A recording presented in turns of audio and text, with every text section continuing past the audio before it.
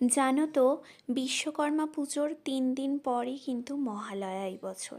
আমার কাছে মহালয়া চলে আসা মানেই কলকাতাতে আমি যখন থাকতাম, খেতে যাওয়া, ঘুরতে যাওয়া, নতুন ড্রেস পরে বাইরে বেরিয়ে যাওয়া, এটা চলতেই থাকতো।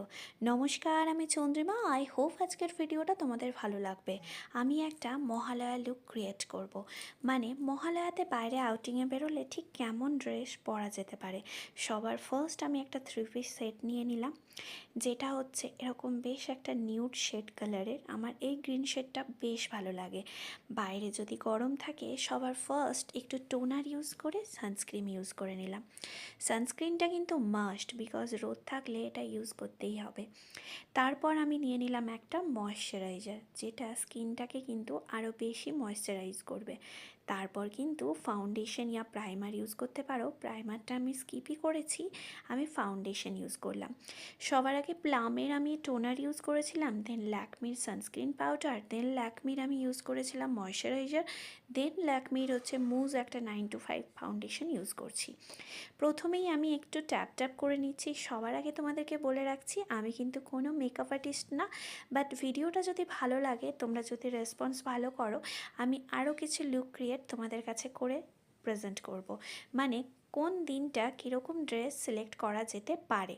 আমি এই ফাউন্ডেশন ব্রাশটা নিয়ে নিলাম। ফাউন্ডেশন ব্রাশটা নিয়ে ভালো করে ব্লেন্ড করে নিলাম। আচ্ছা, কালার কারেক্টার আমি ইউজ করছি না, বিকজ আমার সেইভাবে ডার্ক সার্কেল নেই, বিকজ আমি ভালোই ঘুমোই। ঠিক আছে, তো এই যে পিঙ্ক শেডটা নিয়ে নিলাম। ব্লাশার, ব্লাশ, গালগুলো তো একটু ব্লাশ হতে হবে। তো এখন ব্লাশার কিন্তু মেকআপের একটা মেন পার্ট, জানো তো সবাই।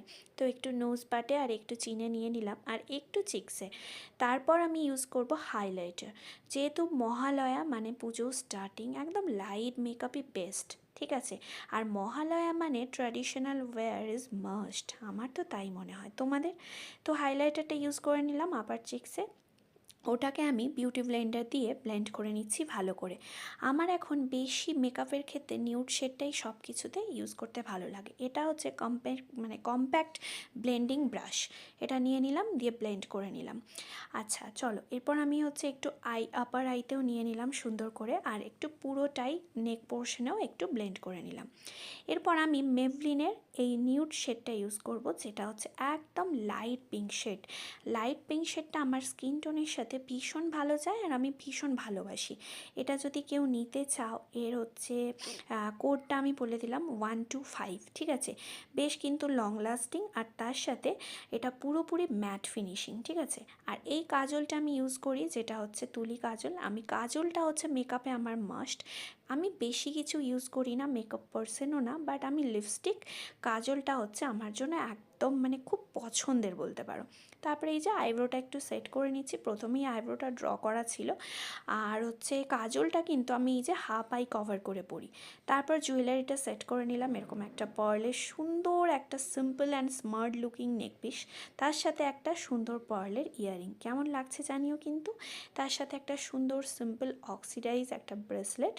আর শাঁখা পলাটা আমার পরা থাকে, তো নর্মালি মাঝে মাঝে আমি এগুলো হাতে একটা একটা যেটা মনে হয় চয়েস করে পরে নিই।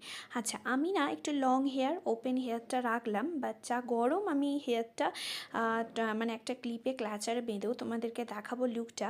নেকপিসটা দেখো খুব সুন্দর, এরকম একটা সিম্পল লুক, পুরোটাই কিন্তু একটা নিউড লুক। আমার কিন্তু বেশ পছন্দ হয়েছে, তোমরা কমেন্টে জানিও। দেন ভাবলাম যে না, গরম যদি থাকে চুলটা কিন্তু বেঁধেই নিতে হবে, তাই না? ম্যানেজেবল না ব্যাপারটা। বাট লিপস্টিকের সাথে কাজলের সাথে একটা ছোট